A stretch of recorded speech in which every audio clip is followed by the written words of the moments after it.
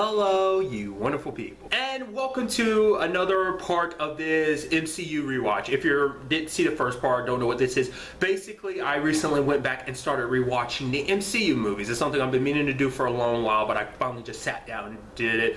Basically every Friday I'm watching a whole bunch of MCU movies. I'm just making a thing of it. So once again, I've seen all the MCU movies up to this point. One time. Now I'm going back and rewatching everything. Like I said, there's like been one exception, but it's not worth really getting into. So last time the ones I saw were Iron Man 1 and The Incredible Hulk. This time, initially I was going with 3, but then I got a little too hasty because I was like, I kind of want to go right to the next one because the next one's going to be Avengers. So basically I watched Iron Man 2, Thor, Captain America, the First Avenger, and Avengers.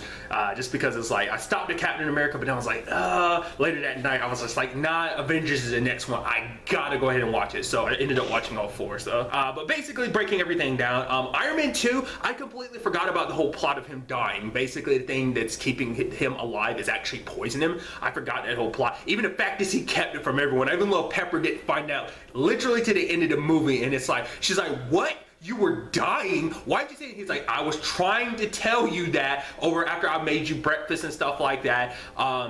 He kind of screwed up on so much because he ended up bringing her strawberries, and she's like, literally one thing I'm allergic to. And what did you? He's like, no, I knew there was a connection between you and strawberries. I was like, Tony, you idiot. I was like, that's so good that you screwed up like that so hard. I even love, like, this is when he ended up making her CEO of Stark Industries and stuff like that. Because I was, in general, I just love the fact that I feel like he was I feel like this is when he really got snarky, because he was kind of he was a snarky asshole. Like, even when like the Senate was asking him stuff, and what was a conversation that I thought was so hilarious? It was like, he would never do this, like give over the Iron Man suit because he is Iron Man, and it's like, that would be like, it's like, oh, this sounds a little bit like indentured servitude or prostitution, which I'm not down for either. And then the dude's like, I know, I'm not an expert in these fields, and he's like, prostitution? Of course not, because you're a senator. I was like, you're such a D-bad, Tony, and I love it. There was even a line from Rhodey at that same thing, because this is actually Don Cheadle's first appearance as Rhodey, and I love that whole situation of him just like, there was literally a line I completely forgot about where he was like, yes, it's me, I'm here, can we like move past this and get over it? So let's move along. I was like, oh my god. I was like, of course you're gonna have to acknowledge it, but I didn't remember that back then. That, like I said, that's such a weird situation, but it's just funny that they actually had a line. I'd completely forgotten about that too. Another thing I'd completely forgotten about was the Natasha angle. It's like, oh no, I'm sorry, the Natalie angle. I was like, I knew like Black Widow first popped up in that, but I completely forgot the whole like, oh, I'm undercover, I'm your assistant thing. And it's like, wait, what? I was like, what? And then she reveals herself, and he just gets super pissed. He even calls her out later on when she's working with Pepper. It's like, look at you, you're being like a triple agent right now and stuff. I was like, that's so good. I completely forgot. I thought she revealed herself first of all as Natasha, so like I thought that was their first introduction. It's like, nope, she went through the whole Natalie thing. Other things, because like Iron Man 2, I'm gonna go ahead and be blunt about it. Like, I know, like, it's one of those movies I know a lot of people like. I don't know, when I hear people talk about the MCU movies, that's one of like the most disliked ones amongst them. I don't know why. I mean, I legitimately went back. I was like, oh man, this is so good. This is so much fun. Especially the fight between him and Rhodey, because obviously like he's dealing with a lot of stuff. Like, Rhodey kind of has like some idea because he was there helping Tony out, but no one else does. Even Natalie told him like, oh, if I knew I only had a limited amount of time, I would spend it with the person I care about most. Which he was so caught up in everything, he was just in his own despair and stuff and almost dying, that he turned into an asshole and was partying and getting drunk and everything until Rhodey came and basically kicked his ass. I mean, it's kind of a stalemate, but the argument was like, well, he got away with the suit, so he kind of kicked her ass. I guess it's because he was, reluctant to take those steps forward with Pepper, so I guess that's why he didn't really act upon that, which he should have. It never came up in this movie. It must come up in 3, but I could have sworn I remember like him being labeled as the Patriot at one point in time. That might, like I said, that might come up in Iron Man 3, because I did, now that I have a little bit more comic book knowledge, I do know that there is a Patriot character in, well, the Patriot in the comic books, and that's actually Norman Osborn, Green Goblin Norman Osborn. Basically, it's his attempt at trying to be a good guy. He basically wears like a America / Captain America themed like Iron Man suit. and he goes by the Patriot. I could have sworn that popped up in the movies, like that's what like Rhodey goes by for a while, but like I said, that might have been Iron Man 3 before he became officially War Machine. I don't know. That might be something I'm misremembering. We'll see when I eventually get to Iron Man 3. Also, there were some pop-up characters. For one, Leslie Bibb's character from the first one, didn't expect her to kind of pop back up again. She did. That whole conversation, the weirdness between her, Pepper, and Justin Hammer, played by Sam Rockwell, which is still pretty cool. Olivia Munn and Kate Mara popped up in the movie too, which is interesting just because eventually down the road they have their connections to that Marvel, but obviously not the MCU, but like, you know, Kate Mara would play Susan Storm, Invisible Woman. Is that her name? I always forget if it's like specifically that. Susan Storm from the Fantastic Four, in the Fantastic Four movie. And then like Olivia Munn, I still haven't had to go back and watch it, but Apocalypse, isn't her character named Psylocke? I might be 100% wrong about that, but it's just kind of interesting that, how that happened. But I did like that storyline of it being this desperate struggle. Like obviously he's not really telling everyone the truth, and so he's lashing out and not really.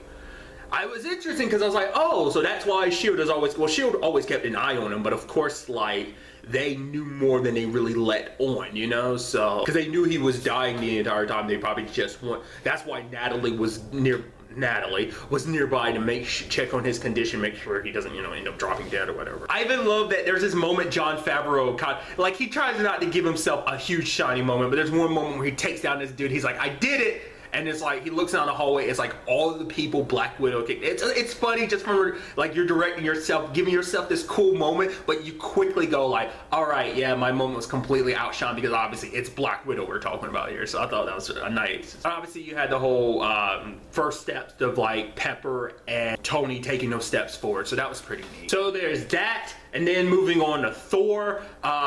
I really like rewatching Thor. It is kind of funny because someone had mentioned it one time. It's like, yeah, it's kind of like a smaller movie to a certain degree. Like obviously on like world building wise, it's not, because it's the first, for one, it's technically the first introduction to magic in the MCU because like gods and stuff like that, but it's also where they started being like, no, they're like, you know, because they started like Natalie Portman's character Jane ended up being like, oh, maybe they're sentient beings from another world, kind of making it more like they're aliens. Because once again, it's something I've talked about before. In Agents of S.H.I.E.L.D., they treat as guardians. It's like, no, they're not actual gods, they're just aliens. Like kind of like I said, the MCU always took more of a science fictional approach to things, but like technically this was the first introduction to magic. I mean, arguably like Doctor Strange was the first full-on acceptance of like, yeah, this is just magic. But still, once again, in the MCU is like magic is just science we don't understand. That's literally online in Thor once again. So it's just always funny how it's like, no, we're pulling it back, we're not going crazy, we're like, oh yeah, magic. But I don't know, it's just funny. I always feel kind of bad for Thor in a sense, just because I mean,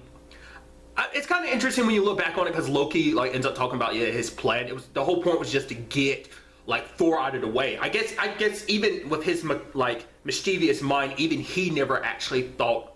He probably actually did come to a shock to him, like, oh wow, Dad actually kicked him out. It's like, you're the golden boy, you're the favorite son, you're the one next entitled to become king. I wasn't maybe it was like, oh, I'm not expecting you to actually get kicked out for it, you know? So there was actually that moment where Thor actually was willing to walk away. I was like, oh, he's going to do something. He's going to, oh, actually he walked away. He's like, yeah, go back to your father, little princes. And in that moment, everyone was like, oh crap, so close. And then Thor was like, okay, you asked for it. I was like, okay, because I was like, I remembered it going down, so I was like, oh, you actually walked away. It's like, he has to say something, and then it's like, yep, he said something, all right. So that was pretty neat.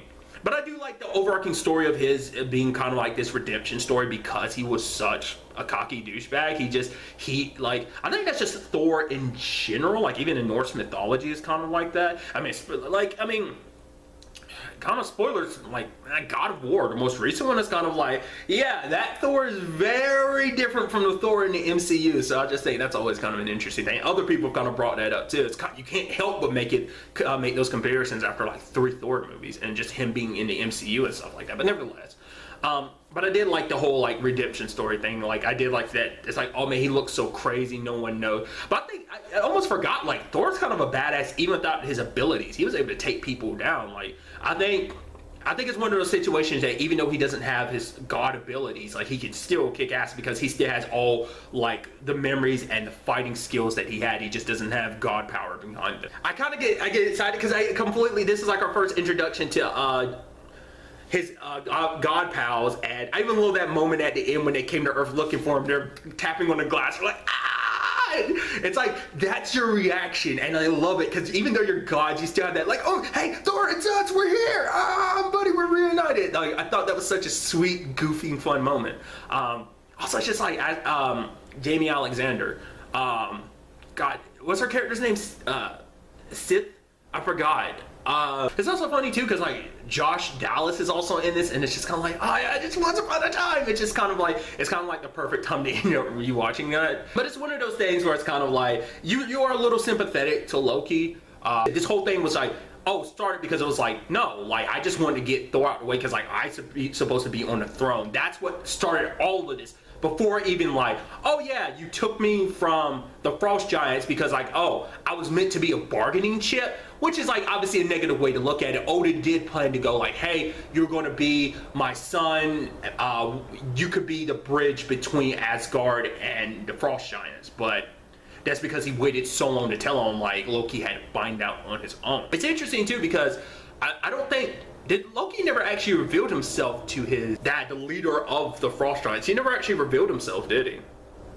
It's just kind of interesting. That is technically his people, and he was willing to wipe them out because on some level he was still trying to seek his dad's approval, which is kind of like, oh, that's what this kind of all started as. It just kind of makes Loki a little sad, but eventually that like approval for his dad just was like, you know what, screw that, screw everyone, I'm gonna take what's mine. I can't be a king in Asgard, I'm gonna be a king elsewhere, essentially, you know, in the 9 realms. I think it's kind of what the mentality he kind of has going forward. I'd also completely forgotten that was that Thor ends up, you know, as a king has to make sacrifices, and him destroying the bridge to Earth. I did not realize that he did that.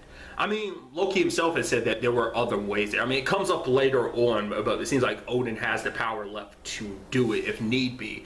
But I guess it's just that situation of, I'd completely forgotten about that. I was like, oh yeah, that self-sacrifice moment too. Like just that kind of that path to being a hero, like all that he's learned, and it led him to that moment to make that sacrifice. If it meant like, it's like, yeah, we're not here to wipe, like that mentality that he had at the beginning about like, oh, we need to wipe them out, show them force, blah, blah, blah. It's kind of a mentality it seems like Loki took upon himself too, to wipe out the Frost Giants. But Thor's like, no, that's not the way it should be handled. It's like being so aggro about everything won't kind of make things worse, because Thor's like the reason it's all escalated to war and everything. Like Loki had his part to play in it too. Nevertheless, I still enjoy it. I still think it's a really good movie. Once again, it's one of those things where I know most people's least favorite movies amongst the MCU are the Thor movies, but I still enjoy it very heavily. I do remember liking the second one, but we'll see when I eventually get back to it. I know I definitely like Ragnarok, but nevertheless. And really quickly, just because of length-wise, I am going to cut these down into 2 parts, so I'm just going to end part 1